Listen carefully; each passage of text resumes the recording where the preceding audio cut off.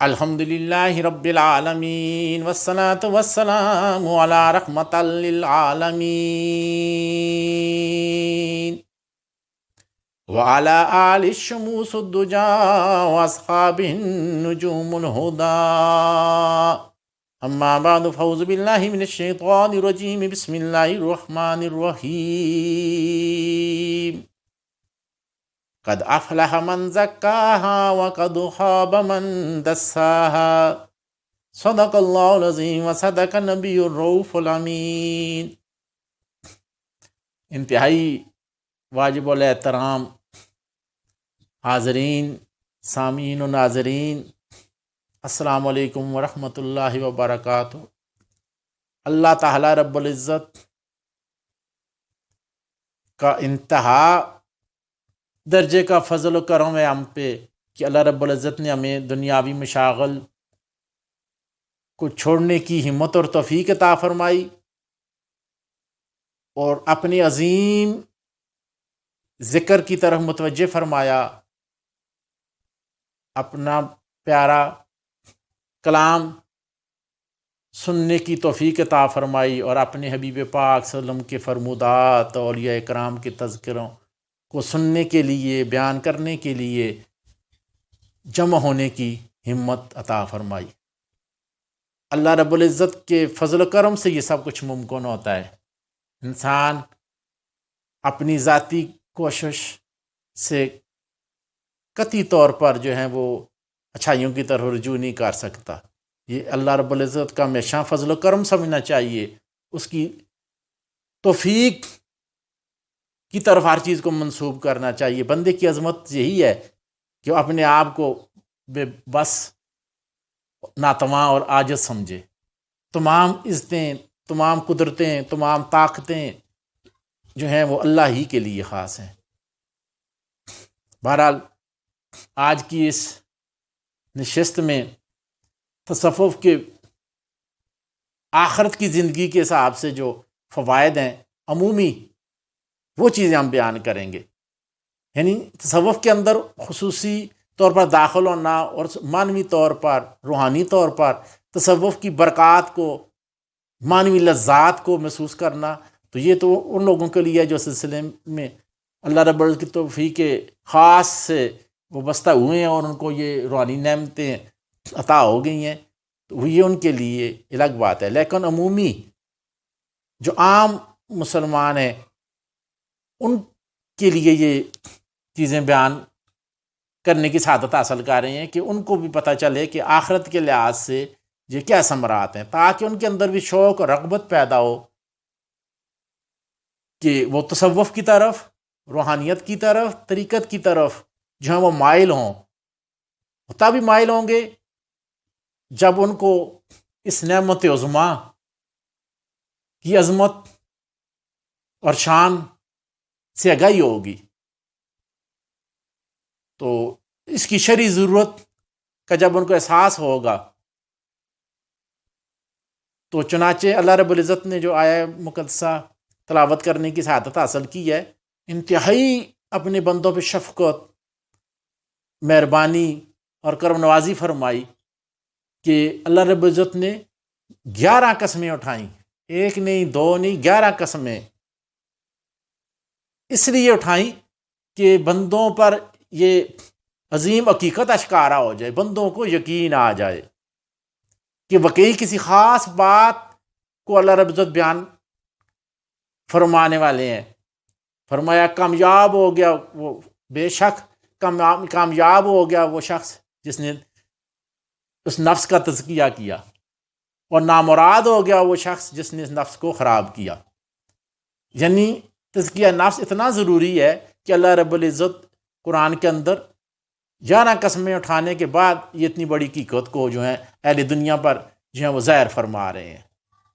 تو ہمیں اس پہ ضرور غور کرنا چاہیے، کوئی اتنی خاص اہمیت کی بات ہے، اور حقیقتاً بھی ہے کہ اگر نفس کو اسی طرح گندگی میں، مارگی میں ہم چھوڑ دیا روگ، تو یہ اللہ رب العزت کی بغاوت کی طرف ہمیں لے جائے گا۔ کائنات میں رب نے فرمایا نا، ہوائے نفس سے بڑھ کر میرے مقابلے میں آنے والی چیز کوئی نہیں ہے۔ نفس ہی تھا نا جو فرعون کے اندر بولا انا ربکم الاعلی۔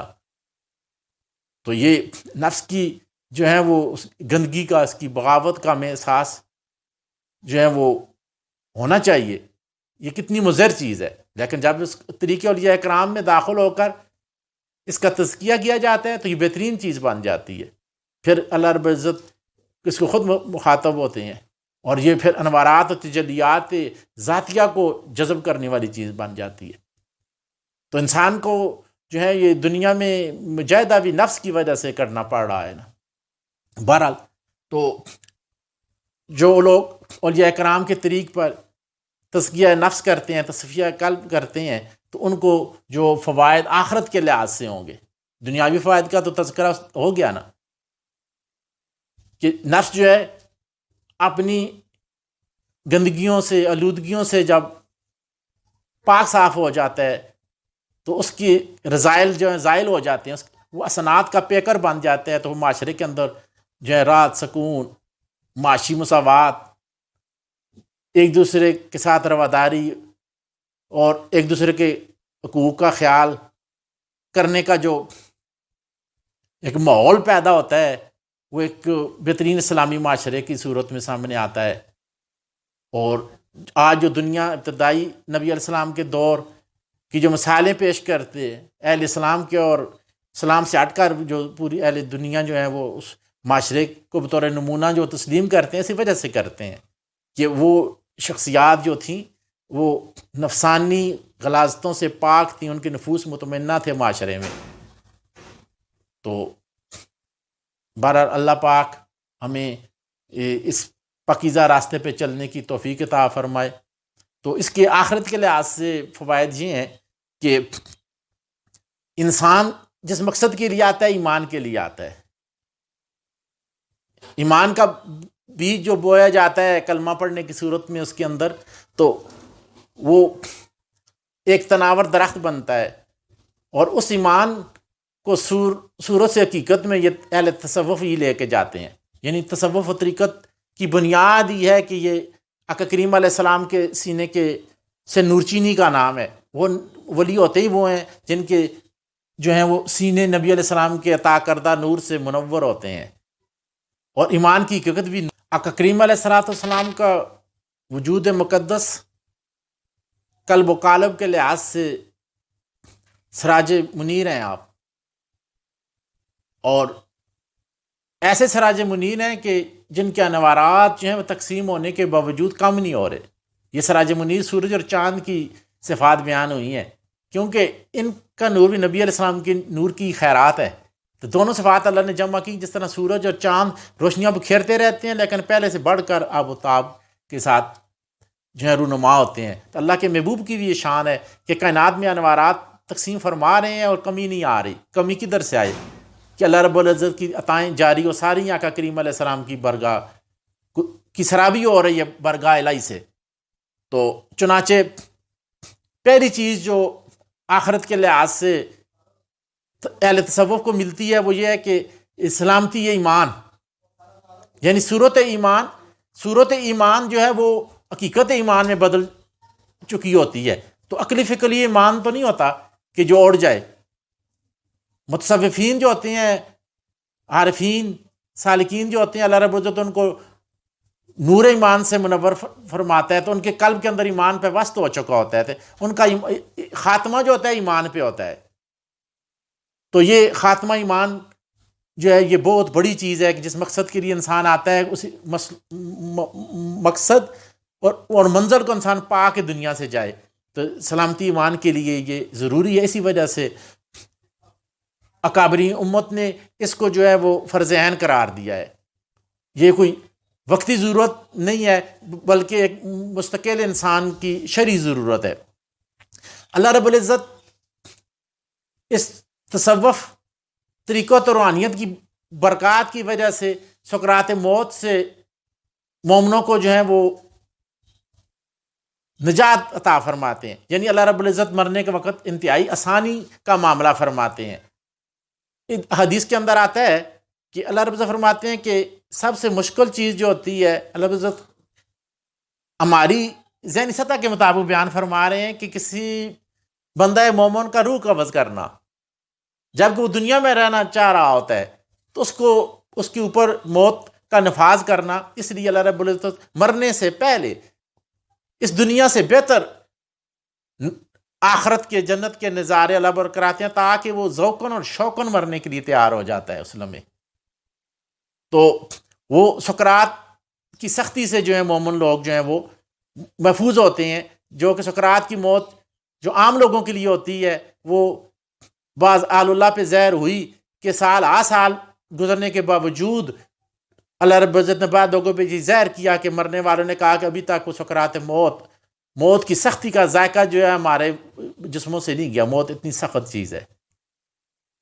تو اللہ رب العزت کا خصوصی رحم و کرم اس وقت ہوتا ہے جب بندہ مومن جو ہے وہ اس کا روح جو ہے وہ حالت ایمان میں پرواز کر کے جاتا ہے۔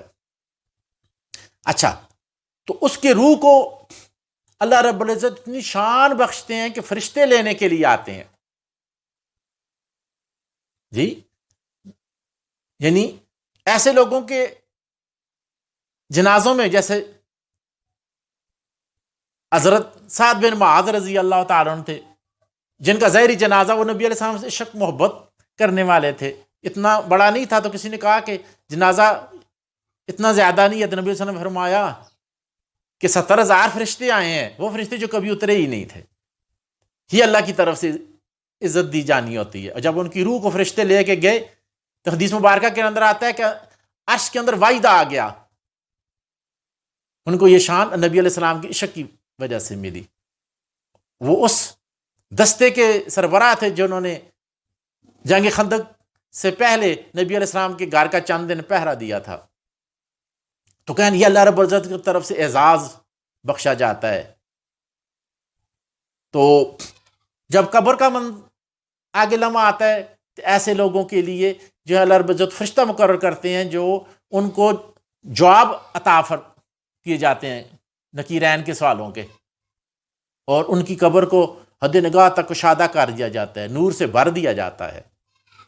وہ قبر کی وحشت کہ جس کے لیے حدیث کے اندر دعائیں جو ہیں وہ کرنے کا حکم ہوا ہے، قبر کی سختی اور وحشت جو ہے، جو جن لوگوں پہ زہر ہوتی تھی صحابہ کرام پہ، تو وہ رویا کرتے تھے، اور جن کے علاوہ باقی چیزیں جو ہیں ان پر وہ قبر کی سختی، شدت اور یہ چیزیں جو ہوتی ہیں وہ زہر ہوتی ہیں، تو وہ اللہ رب سے وجہ پوشیدہ رکھی ہیں کہ اگر وہ سختیاں لوگ دیکھ لیں تو اپنے مردوں کو دفنانا ہی چھوڑ دیں۔ تو وہ جب ایک جنت کا منظر قبر پیش کر رہی ہو تو یہ کتنی سعادت کی بات ہے۔ ہم مسلمان ہیں، ہمارا آخرت پہ یقین ہے، آخرت کی طرف ہم نے بڑھنا ہے، جی، تو ہمارے لیے کتنی بڑی سعادت ہو کہ قبر ہماری جو ہے ایک راحت اور سکون کا منظر پیش کر رہی ہو۔ تو یہ اسی وقت ہوتا ہے جب جسم اور روح کے اندر ایک توازن آ جاتا ہے تصوف کے ذریعے سے، یعنی وہ نفس مطمئنہ کی جو حالت حاصل ہوتی ہے مریدین کو، نفس امارہ کو وہ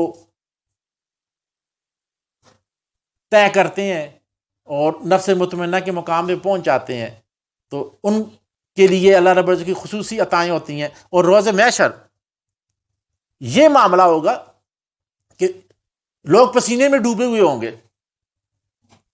قیامت کی اولناکیوں میں نفسی نفسی کا عالم ہوگا، تو یہ لوگ ایسے ہوں گے قیامت کے دن جو ہیں ان کے چہرے جو ہیں وہ منور ہوں گے، نوری ہوں گے، اور انہیں جب ایسے لوگ اس محشر کے روز آگے نکلیں گے نا قبروں سے، تو ان کو جو ہیں وہ براق جیسی سواریاں دی جائیں گی اور ہنستے ہوئے آگے بڑھیں گے، اور ان کی روز محشر جو ہے وہ تواضع کی جا رہی ہوگی، یعنی مہمانوں جیسا ان کا معاملہ ہوگا۔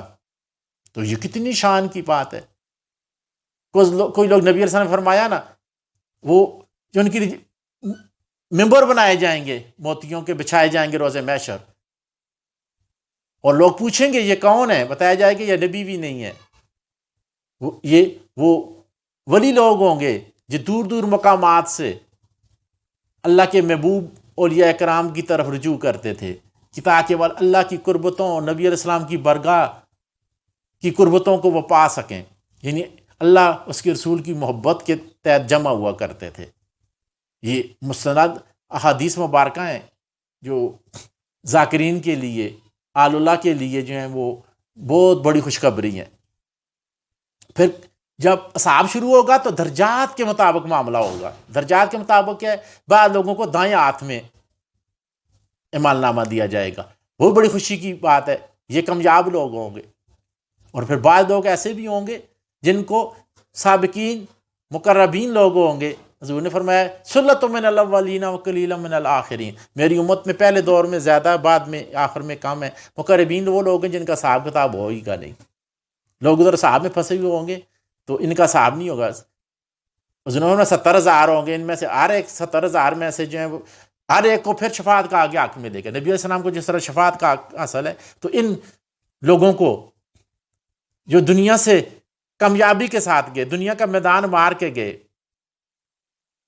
دنیا کا میدان اللہ کی محبت، اللہ کی معرفت، اللہ کی قربتوں کو پا کر گئے، تو یہاں سے یہ میدان جنگ سمجھنے اس دنیا کو، نفس اور شیطان کے ساتھ جو جنگ ہے، تو اس میدان کو سر کر کے جو گئے تو پھر انہیں اعزاز و اکرام سے نوازا جائے گا۔ حدیث مبارکہ انبیاء سے ہٹ کے بھی دیگر شہداء کو شفاعت کا حق ملے گا، ان اولیاء کرام کو ملے گا، حفاظ کرام کو ملے گا۔ تو یہ لوگ ایسے لوگ ہیں، ان کی شفاعت اللہ رب قبول فرمائیں گے۔ اور مقربین ایسے لوگ ہیں، ان کو حساب کتاب نہیں ہوگا۔ سابقین مقربین کا حساب بغیر حساب کتاب جائیں گے۔ اور پھر جب روز پل صراط سے گزرنے کا منظر، وہ بال سے باریک تلوار سے تیز دوزخ کے اوپر پڑا ہوا ہے وہ پل، ہر انسان نے گزرنے ہیں، تو لوگ ادھر ہی گرتے جائیں گے نا۔ تو وہ نور ایمان ان کو بجلی کی طرح یہ گزر جائیں گے، نور کی روحانی قوت سے، یعنی ان کے وجود نبی علیہ السلام کے سینہ اقدس کے انوارات کی وجہ سے اتنے لطیف ہو جاتے ہیں، اتنے یہ منور ہو جاتے ہیں، لطافت آتی ہے نا۔ یہ بجلی دیکھیں نا، اس کے اندر لطافت ہے، لائٹ کے اندر جتنی لطافت آتی ہے اتنی قوت زیادہ ہو جاتی ہے۔ تو یہ اڑتے ہوئے گزر جائیں گے، اور ان کا نور جو ہے وہ ان کے آگے بھی ہوگا، پیچھے بھی ہوگا۔ لوگ تمنا کریں گے یہ کون سے لوگ ہیں، ان کے نور دائیں بائیں اور آگے پیچھے ہے۔ تو اس وقت فرشتے انہیں کہیں، ان سے دور کریں گے منکرین کو، منافقین کو، فاسقین کو۔ فرمایا یہ دنیا سے نور لائے ہیں، ہاں وہ مشکات نبوت سے نور چینی کر کے لائے ہیں، وہ در محبوب کریم صلی اللہ علیہ وسلم کی طرف انہوں نے رجوع کیا ہے، برگاہ مصطفی سے ان کو سرابی ہوئی ہے، انہوں نے اپنے قلب و قالب کے کشکول جو ہیں نور مصطفی سے بھرے ہیں۔ تو یہ اللہ کی قربتوں والے لوگ ہیں۔ تو جب لوگ دوزخ میں گر رہے ہوں گے تو یہ جو ہے کوئی دوڑتے ہوئے اپنے ایمانی طاقت سے، کوئی محو پرواز، کوئی بجلی کی رفتار سے، اور پھر ایسے بھی ہوں گے اللہ رب العزت کی اتنی قربت، معیت، خشیت کا ایسا وہ پیکر ہوں گے کہ آواز آئے گی دوزخ سے، اے بندہ مومن تو جلدی گزر، تیرے نور نے مجھے ٹھنڈا کر دیا ہے۔ یعنی وہ دوزخ کی تپش اور ادھر بندہ مومن کا نور کا مقابلہ کرو نا۔ تو یہ شان ہے، یہ نعمتیں صرف اور صرف جو ہے تصوف میں داخل ہونے سے، تزکیہ نفس کرنے سے، تصفیہ قلب کرنے سے، ذکر پر دوام، دائمی ذکر کرنے سے، شریعت اسلامیہ پہ جو ہے صحیح معنوں میں پابندی کرنے سے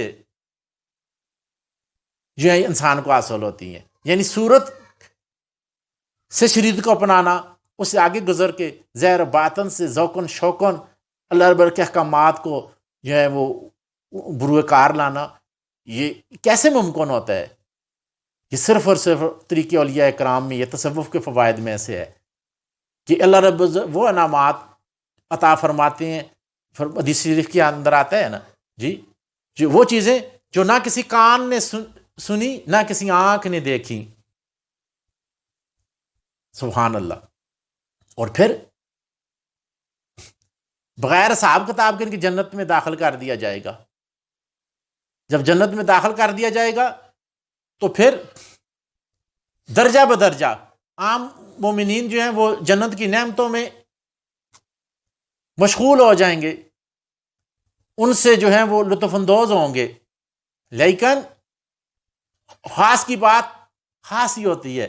حدیث مبارکہ کے اندر آتا ہے، نبی علیہ السلام فرماتے ہیں جبریل امین کو اللہ رب العزت بھیجیں گے، جا جبریل میری جنت کے احوال دیکھ کیا ہو رہا ہے، تو جبریل واپس آ کے اللہ رب العزت کی برگاہ میں التجا کریں گے، اللہ رب العزت وہاں تو ایک عجیب منظر ہی میں دیکھ کے آیا ہوں، جہاں بے شمار لوگ آپ کی عطا کردہ نعمتوں سے لطف اندوز ہو رہے ہیں، ان میں مشغول ہیں، چند لوگ ایسے ہیں جو حیران و پشیمان کھڑے ہیں وہاں پہ۔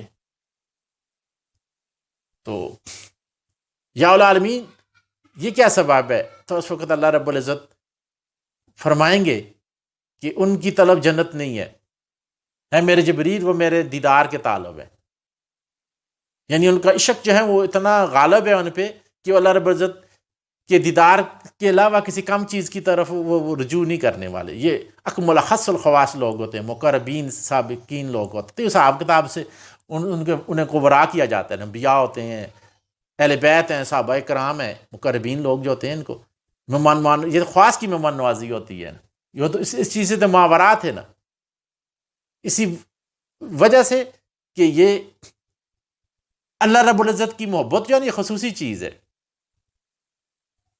انسان کو ہر چیز سے ماورا کر دیتی ہے۔ تو آخرت کے اندر یہ ثمرات جو ہیں یہ کس طرح ہوتے ہیں حاصل ہوتے ہیں کہ انسان کو بلا کیف اللہ رب العزت کا دیدار حاصل ہو، جی وہ خود بھی کامیاب ہو جائے اور دوسروں کی کامیابی کا بھی سبب بن جائے۔ اور وہ دن جس دن کے آتے ہیں نا، یوم یفر المرء من نبی و اخی و امی، ماں باپ بیٹے دوڑ رہے ہوں کہ ایک دوسرے سے بھاگیں گے، لیکن مومنین جو ہے وہ نہیں بھاگیں گے، وہ ایک دوسرے کے کام آئیں گے، شفاعت کریں گے۔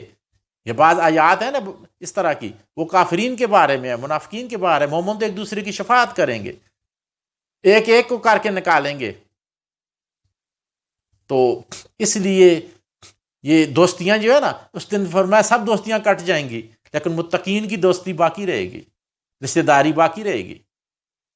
تو لہٰذا کچھ لوگ واعظین سمجھ ہوتے ہیں، سمجھتے نہیں، کفار سے متعلق آیات جو ہوتے ہیں ان کو اولیاء کرام پہ، انبیاء پہ وہ جو ہیں وہ پیوست کر دیتے ہیں، اور یہ مخلوق کے بدترین لوگوں میں ایسے لوگ ہوتے ہیں۔ تو انبیاء کی محبت،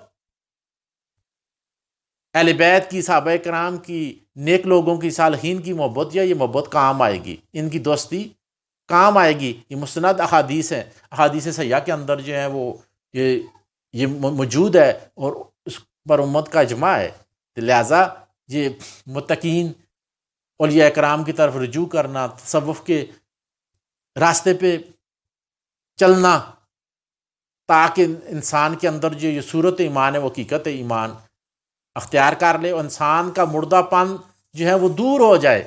فرمایا ذکر کرنے والوں کی مثال زندہ کی ہے حدیث شریف کی، اور ذکر نہ کرنے والوں کی مثال مردہ کی ہے۔ اور فرمایا فذکر اللہ ذکرًا کثیرا، اللہ کا کثرت سے ذکر کرو۔ مفسرین نے کیا لکھا ہے اس سے مراد قلبی روحی اندر کا ذکر مراد ہے، اندر کا ذکر مراد ہے، یعنی زبان کا ذکر تو جو ہے وہ ہر لمحے نہیں ہو سکتا، دائمی ذکر باطنی ذکر ہے۔ اور یہ لطائف کا ذکر اولیاء کرام کے در سے جو خیرات ملتی ہے، نبی علیہ السلام کی برگاہ سے جس کا تسلسل ہے، یہ لطائف کا ذکر دائمی ذکر ہے، یہ کثرت اسی صورت میں ہو۔ عام آدمی اس کو نہیں سمجھ رہے کہ لطائف کیا ہے، انسان کے اندر باطنی حواس ہیں، یا اس کا باطن انسان کے جسم کی نس نس، وجود کا ہر جزو اور ہر حصہ جو ہے اللہ رب العزت کے ذکر میں محو ہو جاتا ہے، اس کو ایک قسم استغراق حاصل ہو جاتا ہے، عالی ذکر ہوتا ہے۔ جس طرح چرند پرند فرمایا ہر شے اللہ کا ذکر کر رہی ہے، پودے کر رہے ہیں، پرندے کر رہے ہیں، پتھر کر رہے ہیں، ہر چیز کر رہی ہے کائنات کی۔ تو اس طرح ایسا انسان سویا ہوا ہے، کوئی کام کر رہا ہے، جو کچھ بھی کر رہا ہے، تو یہ کتنی سعادت کی بات ہے، ہم اس دنیا میں چلے جائیں کہ ہم مذاکرین میں شامل ہو جائیں، ہم مشکورین میں شامل ہو جائیں، جن پہ اللہ رب العزت فرشتوں پہ ناز کرے۔ تو کدھر غافلین، کدھر متکبرین، کدھر اللہ رب العزت کی بارگاہ سے کہ جو محجوبین ہیں، حجابات باطنیاں، ظلمتوں میں، قدورتوں میں پڑے ہوئے لوگ، اور کدھر یہ اللہ رب العزت کا پیارا گروہ ہے۔ فرمائے نا اللہ کی جماعت جو ہے وہ غالب ہے، ہونے والی ہے، ہر مقام پہ غالب ہے، دنیا پہ بھی غالب ہے، موت کے مشکلات میں بھی اللہ پر ان کو غلبہ عطا فرمائیں گے، قبر کے معاملات میں اللہ پر حالات پر ان کو غالب فرمائیں گے، آخرت کی اولناکیوں میں بھی جی۔ تو یہ ایک فطرتی بات ہے انبیاء کی طرف رجوع کرنا۔ دیکھو نا دنیا میں بھی حکم ہے، اور روز محشر کے قیامت کی سختیوں میں ایک چیز قابل غور دیکھو نا، حدیث متواترہ مشہورہ کے اندر آتا ہے، لوگ آدم علیہ السلام کی برگاہ میں جائیں گے، ابراہیم علیہ السلام کی، موسیٰ علیہ السلام، اس کرتے کرتے نبی علیہ السلام، ہر ان میں کہے گا نفسی نفسی، نبی علیہ السلام کی برگاہ میں آئیں گے، حضور فرمائیں گے انا لہا، اس کام کے لیے میں ہوں۔ دیکھو نا اللہ رب العزت کی برگاہ کی عظمت کتنی ہوگی کہ اس کے لیے وسیلہ درکار۔ دیکھو نا اس وقت رب سامنے ہے نا، بالکل، پھر لوگ انبیاء کا وسیلہ پکڑ رہے ہیں۔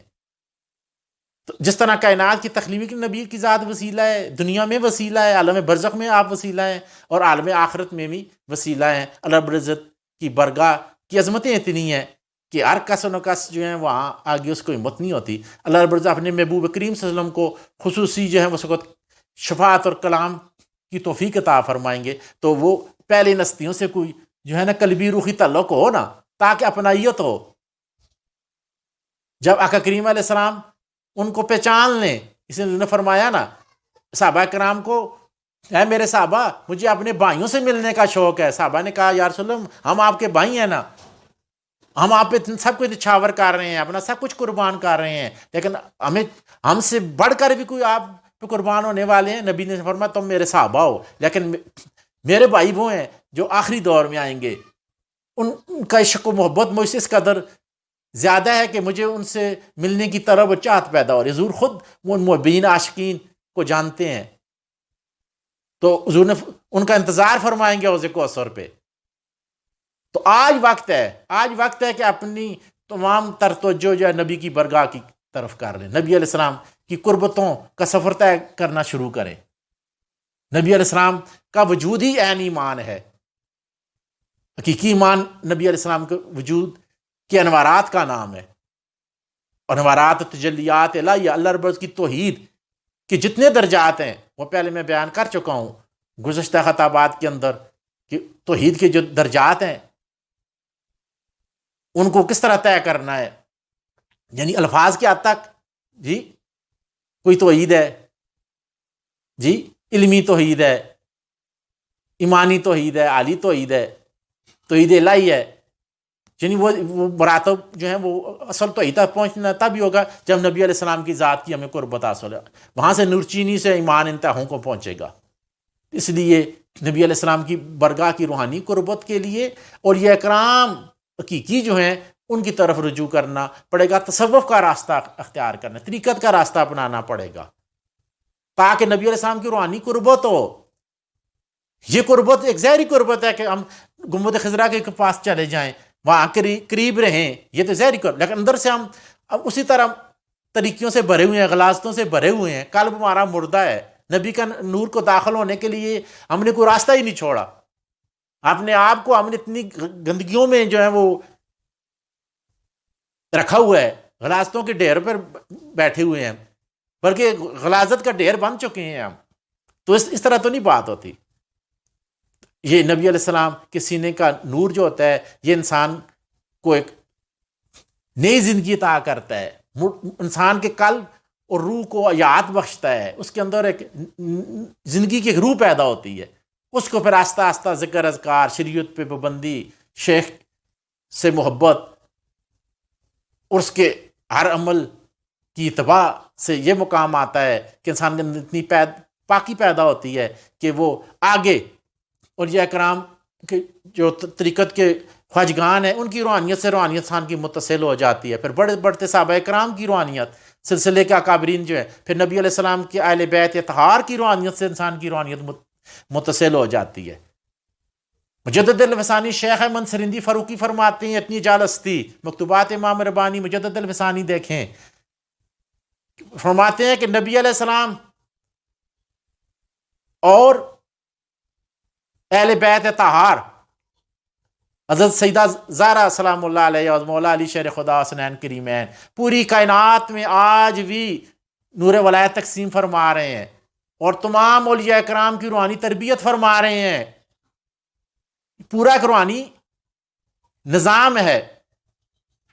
نبی کی برگاہ تک جانے کے لیے فرمایا نا، انا مدینۃ العلم علی بابھا، میں علم کا شہر ہوں، علی اس کا دروازہ ہے، تو جو در علی کی طرف رخ ہی نہیں کرتے، اہل بیت کا بغض جن دلوں میں بھرا ہوا ہے،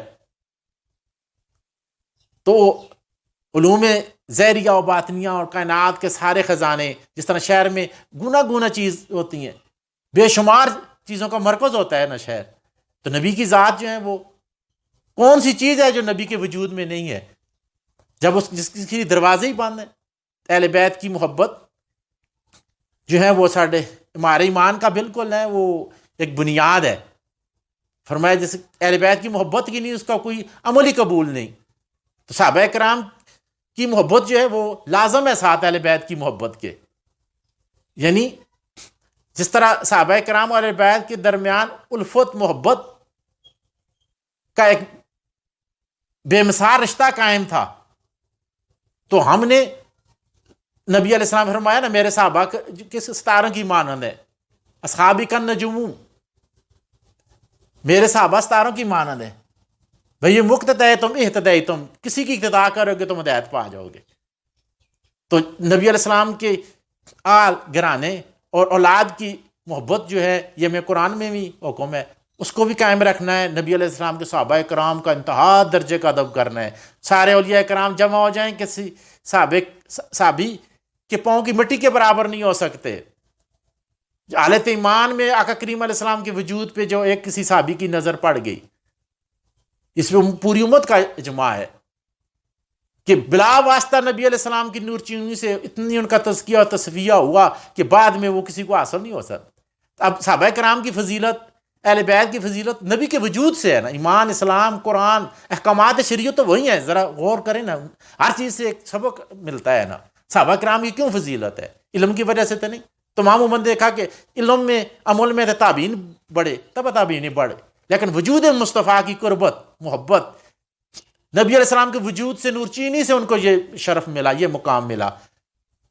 تو لہٰذا ایمان کو صورت میں حقیقت سے بدلنے کے لیے، اپنے وجود کو نور اخلاص سے منور کرنے کے لیے، انشراح صدر کے لیے نبی علیہ السلام کی برگاہ کی طرف متوجہ ہونا۔ تو ایمان کی انتہا جو ہے وہ نبی علیہ السلام کی ذات سے وابستہ ہے۔ ایمان کا مرکز محور بھی نبی علیہ السلام ہے۔ نبی علیہ السلام کا جتنا قرب حاصل ہوگا، جتنی جو ہے نبی علیہ السلام کی معرفت حاصل ہوگی، وہی معرفت، وہی معیت، وہی قربت اللہ رب العزت کی قربت، معیت، معرفت اور خشیت کا سبب بنے گی۔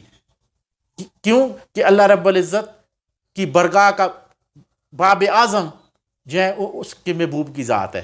جو برگاہ مصطفی کی طرف رجوع نہیں کرتا جو ہے اس کے لیے محرومی ہی محرومی ہے۔ تو یہ ایمانی تقاضا ہے کہ نبی علیہ الصلوۃ والسلام کی محبت اور عشق جو کہ جوہر ایمان ہے، جو ایمان کی روح ہے، اور ایمان کی معاوضت بھی اسی میں ہے کہ نبی کی روحانیت متوجہ ہو کے انسان کو جو ہے حالت ایمان میں، آخرت میں لے کے جائے گی۔ نبی علیہ السلام آج ہم نے رخ نہ کیا تو کل کس طرح ہماری طرف وہ رخ کریں گے؟ تو نبی مقدسات نبی کی ذات سے، اللہ رب العزت کی توحید، اس کے تقاضے جتنے ہیں انہیں ہمیں بروبر کار لانے، بار بار ہر نماز کے بعد، ہر محفل میں جب بھی ہو اللہ رب العزت سے نور توحید مانگے۔ اللہ رب العزت ہماری گفتگو میں، ہمارے قول میں، ہمارے فعل میں توحید کی فیضات کو جاری و ساری فرمائے، اور شرک، اس کے اثرات، اس کے اوہام، اس کے خیالات، اس کے تصورات سے بار بار جو ہیں وہ سجدہ ریز ہو کر اللہ کی برگاہ میں پناہ مانگے کہ شرک کی گندگیوں سے اللہ رب العزت ہمیں محفوظ فرمائے۔ اور اولیاء کرام کا طریق جو ہے وہ خالص مقبول طریق ہے، اللہ رب العزت پہ قائم فرمائے۔ اہل سنت و جماعت کے عقائد پہ ہمیں قائم رکھے۔ اللہ رب جو کچھ بیان ہوا ہے، اللہ پاک جو غلطیاں ہوئی ہیں، کوتاہیاں ہوئی ہیں، اللہ رب العزت معاف فرمائے، اور اس مجلس کی برکت سے اللہ رب العزت بلاد اسلامیہ کو محفوظ و مامون رکھے۔ پاکستان جو کہ اسلام کا قلعہ ہے، اللہ رب العزت اس کو محفوظ رکھے۔ دنیا کے جو جتنے فتنے اٹھ رہے ہیں پاکستان کی سالمیت کے لیے، ملت اسلامیہ کو نقصان پہنچانے، اللہ رب العزت اپنی قدرت کاملہ سے جو ہے ان کو ختم فرمائے، اور پاکستان کے جو دفاعی ادارے ہیں اللہ رب العزت ان کو مزید جو ہے قوت عطا فرمائے کہ وہ دفاعی ادارے جو پاکستان کی سالمیت کا ذمہ اٹھائے ہوئے ہیں، اور افواج پاکستان اور پاکستان کے جتنے دفاعی ادارے ہیں اور عوام پاکستان، دنیا جانتی ہے کہ یہ پوری ملت اسلامیہ کی ایک ڈھال ہیں، ایک کلا ہیں۔ اللہ رب العزت نے اہل محبت لوگ پاکستان میں رکھے ہیں۔ اللہ رب العزت ان لوگوں کی ایمان کی حفاظت فرمائے۔ اللہ رب العزت اس مرض کو اپنے خصوصی فضل کرم سے، کرینہ کے مرض جو ہے اللہ پاک اس کو دور فرمائے۔